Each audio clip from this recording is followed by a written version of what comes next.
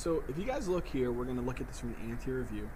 This right here, this fatty rounded region right here is called the mons pubis. Okay, it's usually it's going to be covered with hair. And it might not be with all people, depending upon how much landscaping they do around that area. But anyway, this is going to be the mons pubis. Okay, the fatty rounded region there. Now, let's actually come backwards so that we can see a couple structures back here. So if you guys look back here, you're going to see this right here. This is actually the top part of the bladder right here. So this is actually going to be the bladder, okay? So the top superior part of the bladder. A lot of connective tissue right above it, right? Now, right here, you're going to see the uterus, okay? Now, there's different parts of the uterus. We'll see a better view of it in another model, maybe in a little bit in here, but you're going to see this part here is actually going to be called the fundus of the uterus. So this fat, rounded region right here is called the fundus of the uterus. This part right here is kind of like the body of the uterus, okay? The body of the uterus. And then you'll actually see that we have another part here called the isthmus of the uterus. We'll see that later. And at the bottom, we have the cervix of the uterus. So there's actually different parts of the uterus. There's the fundus of the uterus, the body of the uterus, the isthmus of the uterus, and then there's what's called the cervix of the uterus. It's not really well seen on this model. We can see it in another model. I'll show you guys. Okay? Now, next thing is I'm going to turn it here a little bit. And I want you guys to see another structure here. So if you see here, this is actually the ovary. Okay? This is the ovary. In the ovary, you have ovarian follicles that are basically maturing and helping to produce what's called the female oocytes in the ovum, which would hopefully, the design is to be fertilized by some type of sperm cell, right? So again, that's the ovary. Now the ovary is connected to the uterus through this ligament right here. Let me actually bring it right here. You can kind of see the ligament right there, that white little structure right there. That is called the ovarian ligament. Okay, it's called the ovarian ligament. And the ovarian ligament is actually going to be connecting the ovary to the uterus. Now, there's another ligament, and it's pretty much all of this part in here. It's a very, very huge ligament. It's actually made up of two components.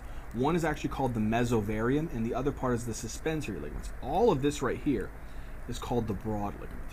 Okay, so all of this right here is called the broad ligament, and it's made up of the mesovarium and the suspensory ligaments. Okay, so now we saw those ligaments. We saw the ovarian ligament. We saw the actual broad ligament.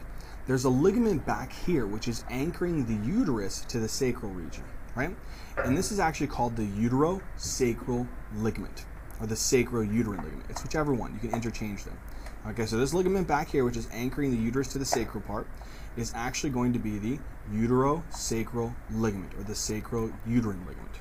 Okay? So far, which ligaments do we have right now? We have the ovarian ligament, we have the broad ligament, and then we have the uterosacral ligament. Okay, one more ligament here, and this is actually going to be right here, this ligament right there.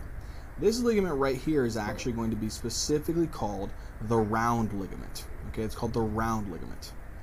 Now, the round ligament is important because what the round ligament does, it actually anchors the uterus anteriorly. Okay, uterosacral ligament anchors the uterus posteriorly.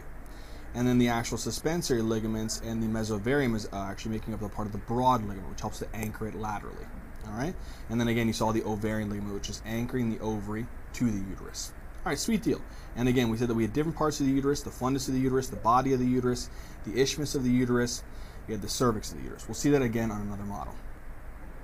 All right, so next thing is actually going to be the fallopian tube. So if you look here, see these little finger-like projections here? It's called the fimbriae of the fallopian tubes, okay?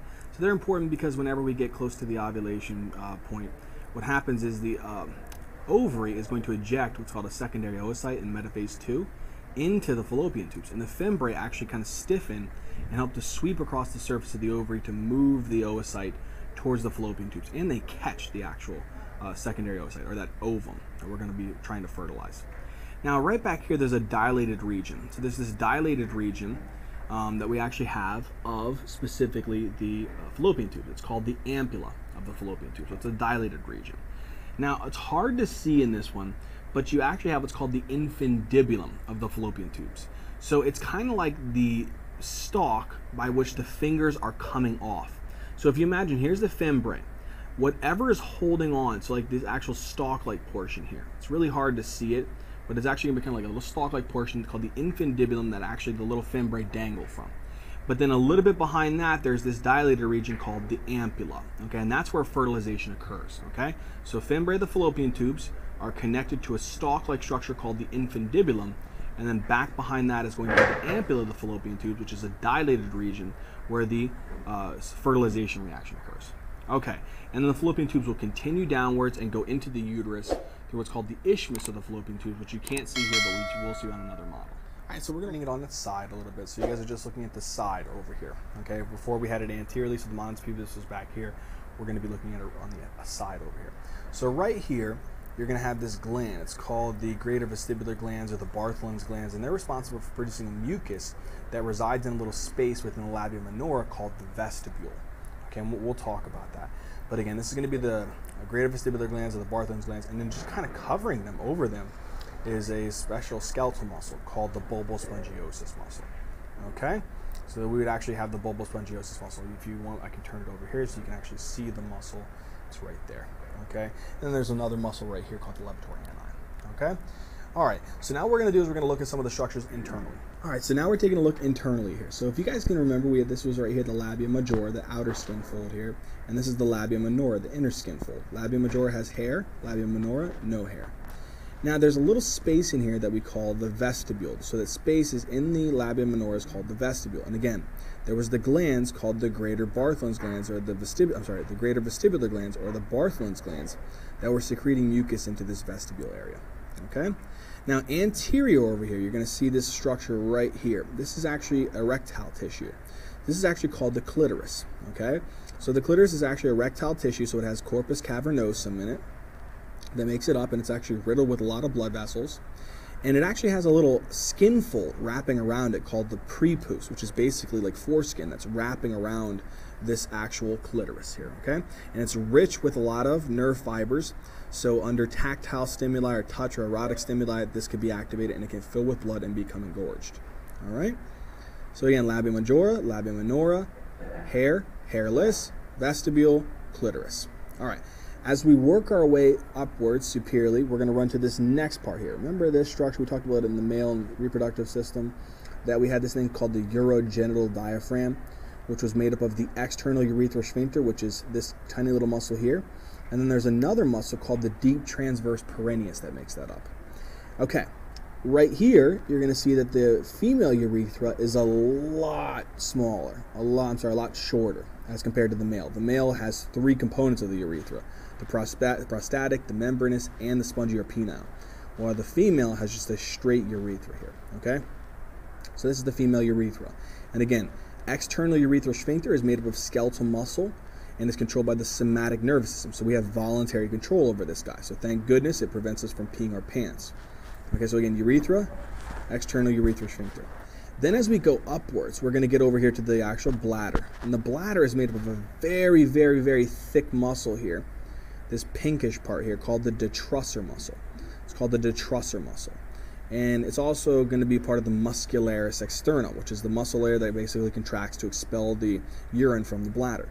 Inside of the bladder, you're going to have what's called the mucosa, which has a lot of like rugae, which are a lot of these little fat little lumps in there.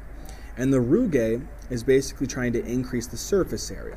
Now, if you remember, the mucosa is made up of an epithelium called transitional epithelial tissue, which is very good at being able to stretch and distend as urine accumulates in the bladder.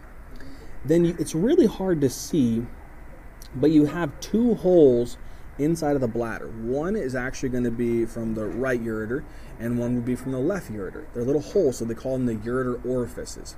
So let's imagine that this one here would be a left ureter orifice, and then there would be a right ureter orifice. Trigone.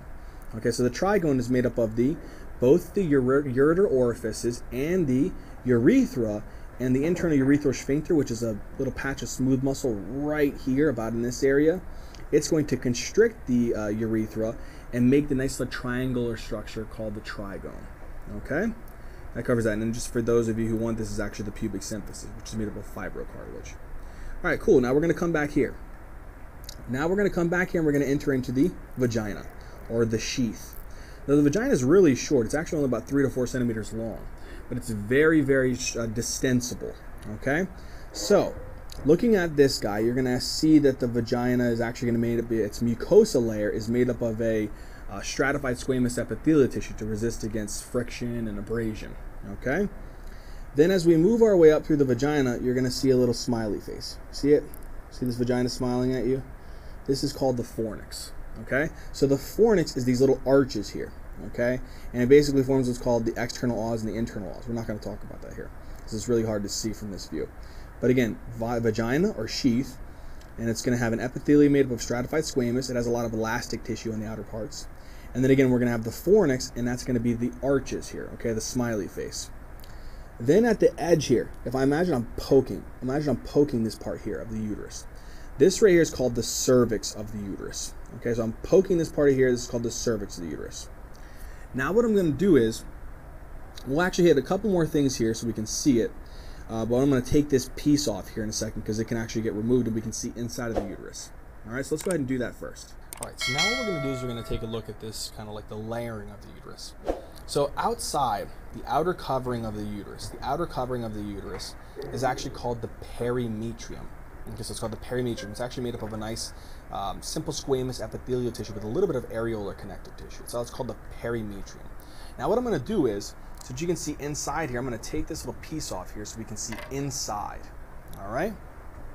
So looking here, you're going to notice this nice smooth muscle layer, nice little muscular layer right here. This whole part here. This is actually called the myometrium. And again, the myometrium is made up of a nice smooth muscle. It's good for the contractions of the uterus, okay, during the actual expulsion process, during whenever you're trying to give birth. All right, and then in here you're going to have the uterine cavity. So this is the uterine cavity. That's where the actual fetus will stay during the gestational period, right? So again, that'd be the uterine cavity. Now the uterine cavity is lined by this actual simple columnar epithelial tissue called the endometrium. Okay, the endometrium. And again, the endometrium is going to be a simple columnar layer here lining the actual uterine cavity. So again, endometrium, simple columnar epithelial tissue lining the uterine cavity. Myometrium is the actual smooth muscle layer. And then just to finish it off again, if I put this piece right back here on again, so this is going to be the perimetrium. And that's going to be, again, simple squamous epithelial tissue with a little bit of areolar connective tissue. All right, so now let's go ahead and look at some other structures here and back in that normal view we had before. All right, so just for the heck of it, I thought we'd throw this in there since we did it with the male reproductive system. Again, this is going to be the anal canal here. Okay, and you're going to see these little anal sinuses, just these little grooves right there. And then you're going to have two muscles here surrounding the anal canal, the most lower part of it right here. This is going to be what's called the internal anal sphincter, 50, okay? And basically what this muscle, and again you can see it kind of like right here too, so that's actually going to be the internal anal sphincter, This is actually made up of smooth muscle, so it's under involuntary control. When this muscle contracts, it's going to try to start producing the actual reflexive activity to want to release or evacuate the bowels, right? Now, who's preventing you from, restocking the lake with brown trout at that point in time? It's going to be number 51, which is going to be called the external anal sphincter. This is skeletal muscle, and it's under voluntary control. This is the guy that's holding the fort down, preventing you from going into your pants, right? He was going to wait for the appropriate opportunity, the appropriate time. You have conscious control over this guy, okay? So again, 51 is the external anal sphincter. He's under somatic control or voluntary control because he's skeletal muscle. 50 is the internal anal sphincter, which is smooth muscle, okay? This guy will contract whenever the reflexive activities are occurring because of the stretching of the rectum. And then the external anal sphincter, you have voluntary control over to determine when you want to go ahead and, paint the town